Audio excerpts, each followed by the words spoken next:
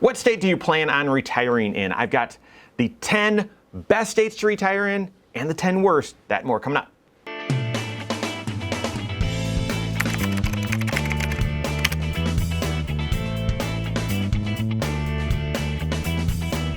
My name's Mike Bernard, the host of the Wise Money Show. I'm also one of the certified financial planners right here at Korhorn Financial Group. Make sure you hit that subscribe button, turn on notifications, and smash that thumbs up button. All right, where do you plan to retire? Is it the state where you grew up?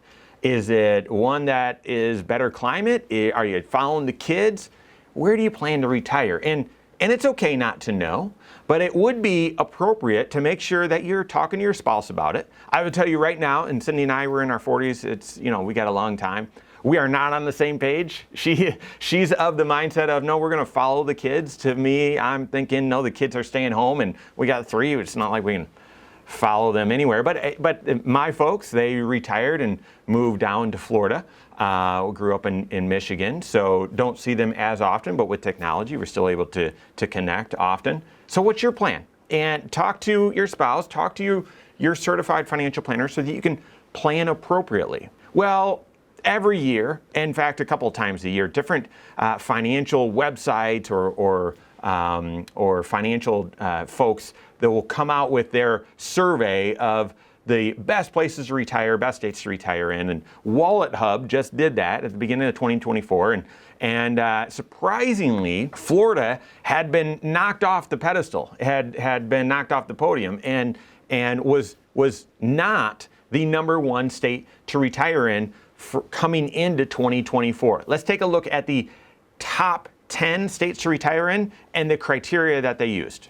Back on top, Florida is ranked #1 best state to retire in, and Wallet Hub, they're using decent and I would say, appropriate measures for this. I don't know all the nuances, but affordability, so lifestyle and affordability, quality of life, and I don't know how do you judge that? To me, again, I would say that's close to loved ones and close to things that you like to do. However, I think part of the way that they measure this is how many other folks age 65 or older live in that state or that area, presumably because there'd be more activities for folks in that stage of life.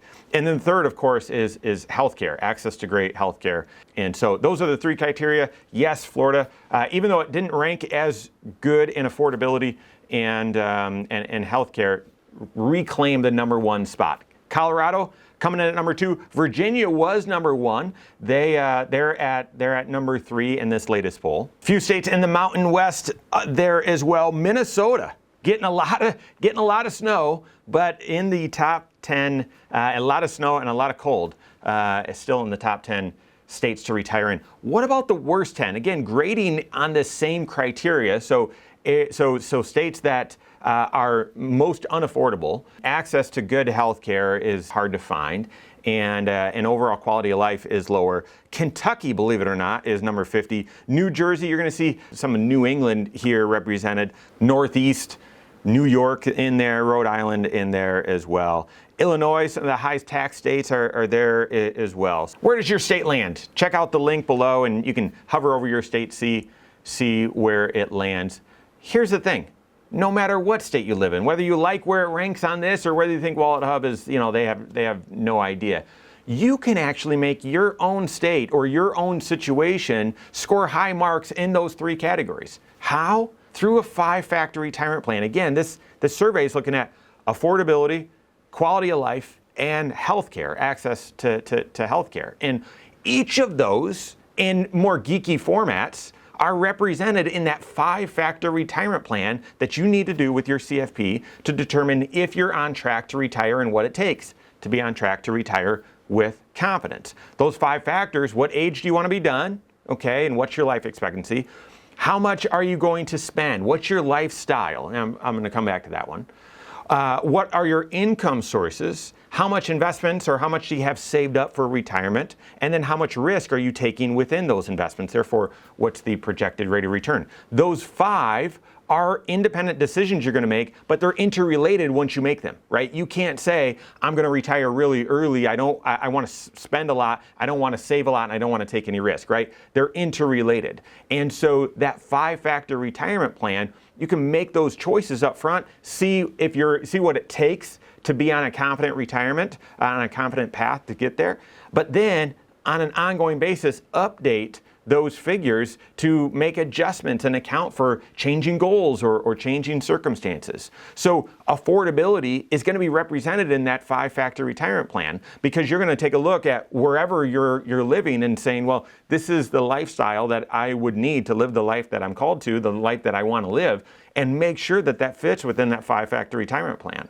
Having access to good health care. Again, this is one that we see a lot of people overlook when they're doing their retirement planning. They're not accurately factoring in the cost of health insurance, the cost of Medicare, and the rising cost to boot. So therefore, that you can build that in to, and you should build that in to your 5-factor retirement as well. And then quality of living, again, that is, well, to me, I know that for this survey, they were gauging it on,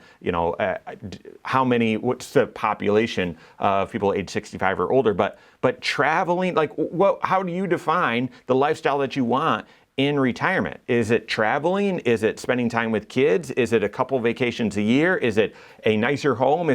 How do you define quality of life? And you can build that into that, and in fact, you should build that into that 5-factor retirement. And so that all of those components that would equate to a good score in this survey, you can build into that 5-factor retirement plan, and that working with your CFP can help you determine what it takes for you to be on track to a confident retirement. And then as these things shift, as they inevitably will, update that 5-factor retirement plan and see the result and make sure you adapt your plan as well. And then finally, speaking of this, if you thought, yeah, we'll probably move in retirement, or we'll probably buy a second house, or there will probably be a shift. We might live in a different state.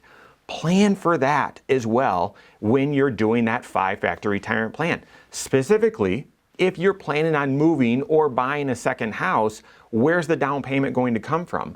Most people, when you're buying a second house or moving in retirement, you're looking for specific features or a specific area, and oftentimes that means you need to buy before you sell. And if selling your existing house is where you're going to get the proceeds to buy that other house, where's the down payment going to come from? So you gotta solve that. Second, that might mean you've got a little bit of a mortgage, or maybe the new house. Many people talk about downsizing in retirement. Most people maybe downsize, but they often don't down price, right? And therefore, you might actually have a mortgage either for a small part of retirement, or the new house might be more expensive than the one that you're selling, and so it might be there for a while. You're going to want to build that into that 5-factor retirement plan. That would be a new expense, a mortgage expense in retirement. That, again, doesn't mean your plan won't work. You've got to build that into your 5-factor retirement plan. And then the final consideration, if you think, yeah, we're probably going to move in retirement, is to consider the state taxes in that new state. One of the reasons I'm sure that Florida ranks high in this survey and always has ranked at number 1 or near number 1, they don't have any state tax.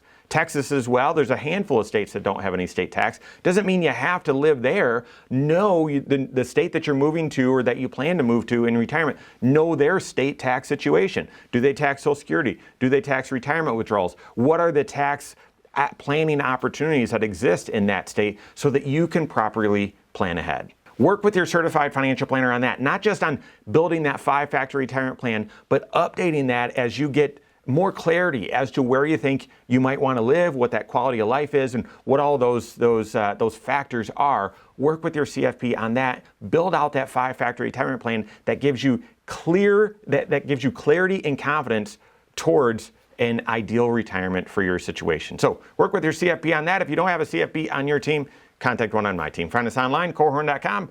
That's Korhorn with K, wisemoneyshow.com. You can find us there as well. Or give us a call, 574-247-5898. All right, there you have it. Go out and take your next wise step in your financial life.